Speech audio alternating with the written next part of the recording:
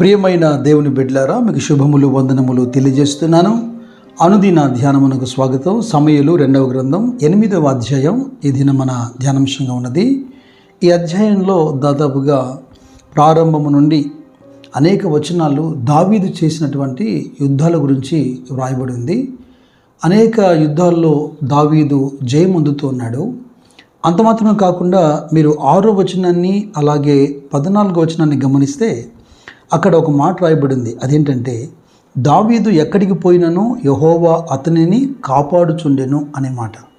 తక్కిన రాజుల్లాగా అతిశయంతోనో గర్వంతోనో లేదా తన ఇష్టానుసారంగా ప్రభుత్వం చేయడం కానీ యుద్ధాలు చేయడం కానీ దావీదు చేయలేదు.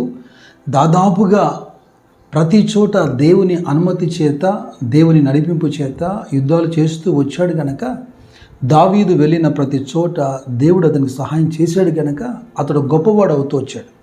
ఇక్కడ జరిగిన ఈ యుద్ధాల్లో గెలుపొందిన తర్వాత దావీదు ఒక కీర్తన రాశాడు. కీర్తన 60వ కీర్తన అదే. మీరు కావాలంటే ఆ కీర్తన 60వ అధ్యాయము ఆ వచనాలు ప్రారంభం కాకమునుపు చిన్న అక్షరాలతో రాయబడి ఉంటుంది కదా, అది చూస్తే మీకు అర్థమవుతుంది. అయితే ఈ అధ్యాయం అంతా నేను చదవను, కానీ చివరి 2 వచనాలు 11వ వచనం 12వ వచనం, మనుషుల సహాయం వ్యర్థము, శత్రువులను జయించుటకు మాకు సహాయం దయచేయము, దేవుని వలన మేము శూరకార్యములు జరిగించదము, మా శత్రువులను అణగద్రొక్కువాడు ఆయనే. ఇజ్రాయేల్ మీద రాజులైనప్పటికీ కొందరు చేసినటువంటి తప్పిదాలు దావీదు చేయలేదు. దావీదు ఎల్లప్పుడూ కూడా యెహోవా మీదనే ఆధారపడడానికి ఇష్టపడ్డాడు. అందుకే తన స్వకీయ అనుభవం నుంచి ఇలాంటి వచనాలు అనేకం రాశాడు. కీర్తన 18వ అధ్యాయంలో 8వ వచనంలో కూడా అంటాడు కదా, మనుషులను నమ్ముకున్నట్టు కంటే యెహోవాను ఆశ్రయించుట మేలని, రాజులు నమ్ముకున్నట్టు కంటే యెహోవాను ఆశ్రయించుట మేలని. సియోను గీతాల్లో ఓ పాత పాట నాకు జ్ఞాపకం వస్తుంది.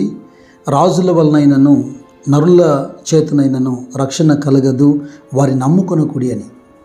146 కీర్తనలో ఇదే మాట అంటాడు దావీదు. రాజుల చేతనైనను నరుల చేతనైనను రక్షణ కలగదు. ఏదేమైనా మన దైనందిన జీవితంలో, మన ఆత్మీయ జీవితంలో మనకు అర్థమవుతున్న విషయం ఒకటే, it is better to trust in the lord. అయితే ఇక ఈ అధ్యాయంలో జరిగినటువంటి యుద్ధాలు, వాటి వివరణ చెప్పేదానికి నాకు మనసు లేదు, కానీ చివరి పారాగ్రాఫ్ ఏదైతే ఉందో సమూయేలు 2వ గ్రంథము 8వ అధ్యాయంలో 15 నుండి 18 వచనాలు నేను చదివి కాస్త వివరించే ప్రయత్నం చేస్తాను. దావీదు ఇజ్రాయేల్ అందరి మీద రాజై తన జనులందరినీ నీతి న్యాయములను బట్టి ఏలుచుండెను. సెరూయా కుమారుడగు యోవాబు సైన్యములకు అధిపతి ఉండెను. అహీలుదు కుమారుడగు యెహోషాపాతు రాజ్యపు దస్తావేదుల మీద ఉండెను. అహీటూబు కుమారుడగు సాదోకును అబ్యాతారు కుమారుడగు అహిమెలకును యాజకులు. షెరయ లేఖికుడు. యెహోయాదా కుమారుడు బెనయ కెరీతీలకును పెలేతీలకును అధిపతి. దావీదు కుమారులు సభాముఖ్యులు. ప్రతి అధ్యాయంలో నుండి మన జీవితానికి కావలసిన అద్భుతకరమైన పాఠాలని మనం నేర్చుకుంటున్నాం. ఎందుకు నేను ఈ వచనాలు చదివి వివరిస్తున్నానంటే, ఇక్కడ ఒక అడ్మినిస్ట్రేషన్ మనకు కనబడుతుంది. ఒక 7 మనుషులు, 7 రకాల వ్యవస్థలు లేదా వారి బాధ్యతలన్నీ మనకు కనబడుతున్నాయి. ఓ చక్కటి పరిపాలనకు ఇటువంటి అడ్మినిస్ట్రేషన్ అవసరమే. అయితే దీన్ని మన జీవితానికి, మన కుటుంబానికి, మనం చేస్తున్నటువంటి ప్రతి పనికి, ప్రాముఖ్యంగా దేవుని సేవ కూడా మనం దీన్ని ఆపాదించుకోవాలి. వ్యక్తిగత జీవితంలో అయితే ఓ సెల్ఫ్ డిసిప్లిన్ మనకు అవసరం. కుటుంబ జీవితంలో అయితే భర్త అతని బాధ్యతలు, భార్య ఆమె యొక్క బాధ్యతలు, పిల్లలు వారి యొక్క బాధ్యతలు. కొన్ని కుటుంబాలు గమనిస్తున్నప్పుడు అన్నీ తానే ఒంటరిగా ప్రయాసపడి కష్టపడుతూ వ్యాకులు పడుతూ ఉంటాడు. ఏదైనా కాస్త జరగరాంది జరిగినప్పుడు ఆ కుటుంబం అంతా చిన్న భిన్నమైపోవడం మనం చూస్తుంటాం.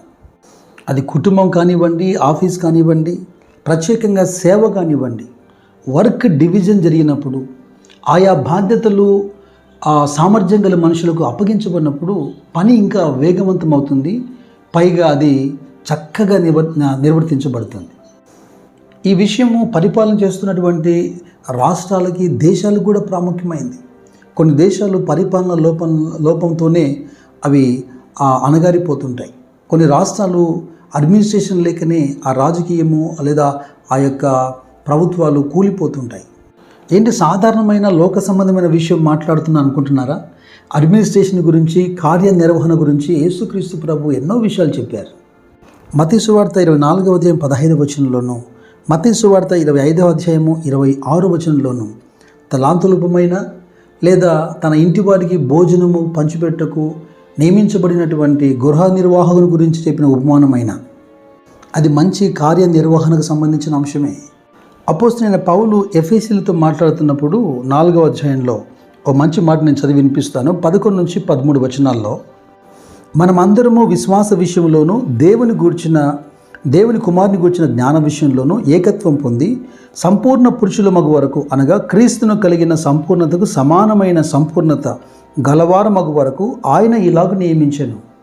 13వ వచనం, పరిశుద్ధులు సంపూర్ణగునట్లు క్రీస్తు శరీరము క్షేమాభివృద్ధి చెందుటకును పరిచర్య ధర్మం జరుగుటకును ఆయన కొందరిని అపోస్తులుగాను, కొందరిని ప్రవక్తలుగాను, కొందరిని సువార్తికులుగాను, కొందరిని కాపురులుగాను, ఉపదేశకులుగాను నియమించెను. ఇది ఓ మంచి అడ్మినిస్ట్రేషన్ కాదంటారా?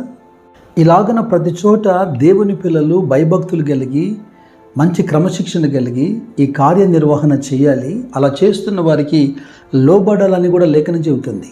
దీని అర్థం ఏంటి? హెబ్రీ పత్రిక 13వ అధ్యాయంలో 17వ వచనం, మీ పైన నాయకులుగా ఉన్నవారు లెక్క ఒప్పచెప్పవలసిన వారి వలె మీ ఆత్మలు కాయుచున్నారు. వారు దుఃఖముతో ఆ పని చేసినట్ల మీకు నిష్ప్రయోజనం గనక దుఃఖముతో కాక ఆనందముతో చేయనట్లు వారి మాట విని వారికి లోబడి ఉండి. నేను ఇంకాస్త మీకు అర్థమయ్యేట్టుగా చెబుతాను. కొంతమంది సేవకులు గమనిస్తున్నప్పుడు వారి యొద్ద అమూల్యమైన ముత్యములాంటి మాటలు వినపడుతుంటాయి. ఇంతకాలం ఎక్కడ ఉన్నారా కనుమరుగై అనిపిస్తుంటుంది. అటువంటి శక్తివంతమైన ప్రార్థన ఉంటుంది, తలాంతులు ఉంటాయి. కానీ ఆ స్థాయిలో వారు వాడబడకపోవడానికి గల కారణమంతా అదేం చెప్పను, కానీ అడ్మినిస్ట్రేషన్ లేకపోవటమే. ఈ రోజున మాలాగా కష్టపడి ప్రయాసపడుతున్నటువంటి సేవకుల జీవితాల్లో అనేక కార్యక్రమాలు చేయలేకపోవడానికి గల కారణం ఏంటంటే మంచి సహకారం లేకపోవటమే. కొంతమంది యవన బిడ్డలు విశ్వాసులు కూడా చూస్తూ ఉంటారు, కానీ నిమ్మకు నీరెత్తినట్టుగా ఉంటారు. ఈ రోజున వాక్యం వింటున్నటువంటి నా ప్రియ సహోదరులారా, ప్రాముఖ్యంగా యవన బిడ్డలు, అలాగే యవన దంపతులు కూడా మీ తలాంతులు, మీ జ్ఞానము, మీ బలాన్ని దేవుని సేవకు వెచ్చించండి. మీరు వెళ్తున్నటువంటి సేవలో జరుగుతున్న కార్యక్రమాల్లో ఎక్కడ మీరు ఫిట్ అవుతారో, ఏ కార్యక్రమాలు చేయగలుగుతారో ఆ వర్క్ డివైడ్ చేయండి. కొన్ని వర్క్స్ మీరు తీసుకోండి. ఇలా సమిష్టిగా టీం వర్క్ ఎక్కడైతే జరుగుతుందో అక్కడ ఎక్కువగా క్షేమాభివృద్ధి కలుగుతుంది. యేసుక్రీస్తు కూడా ఒక బలమైన నాయకుడిగా ఉన్నాడు. 12 మందితో ఒక మంచి బృందాన్ని ఏర్పరచుకున్నాడు. వారిలో ఇద్దరిద్దరిని పంపుతూ వారికి కొంత పని అప్పగించాడు. వారు తిరిగి వచ్చినప్పుడు వారితో రహస్యంగా కొన్ని రివ్యూ మీటింగ్స్ చేస్తూ వచ్చాడు. మీ కుటుంబాల్లోనైనా, మీ యొక్క ఆఫీసెస్లోనైనా, మీ సేవా జీవితంలోనైనా ఎక్కడైతే రివ్యూ మీటింగ్స్ జరుగుతాయో, ఎక్కడైతే ప్లాన్ ఆఫ్ యాక్షన్ ఉంటుందో, ఎక్కడైతే ఈ విధంగా మంచి పర్యవేక్షణ జరుగుతుందో అక్కడ క్షేమము వృద్ధి కలుగుతుంది. సేవకులకు నా మనవి, అన్నీ మీరై చేయొద్దు. మీ ఆసక్తి మంచిదే, కానీ యోగ్యులైన వారికి కొంత పని అప్పగించండి. అలాగే యవన బిడ్డలు, తర్వాత సంఘస్థులు ఆరాధనకు మాత్రమే అటెండ్ అయ్యి వెంటనే మీరు గృహాలకు వెళ్ళిపోవద్దు. సేవలో ఉన్న ఆ పనులేంటో యోచించి సేవకులతో, పెద్దలతో మాట్లాడి ఎక్కడ మీరు నిలబడగలుగుతారో, ఏది చేయగలుగుతారో. ఎందుకంటే ప్రసంగి 9వ అధ్యాయంలో 10వ వచనంలో అంటాడు, చేయుటకు నీ చేతికి వచ్చిన ఏ పనైనను నీ శక్తి లోపము లేకుండా చేయము. నీవు పోవు పాతాళమునందు పని అయినను, ఉపాయమైనను, తెలివైనను, జ్ఞానమైనను లేదని. ప్రతి విధమైన జ్ఞాన వివేకములకు ఆధారమగు ఆత్మ దేవుడు మీకు దయచేయనుగాక. దేవుని పనులన్నిటి మీద మంచి కార్యనిర్వహణ చేసేటువంటి అభిషేకం దేవుడు మీకు దయచేయనుగాక. God bless you.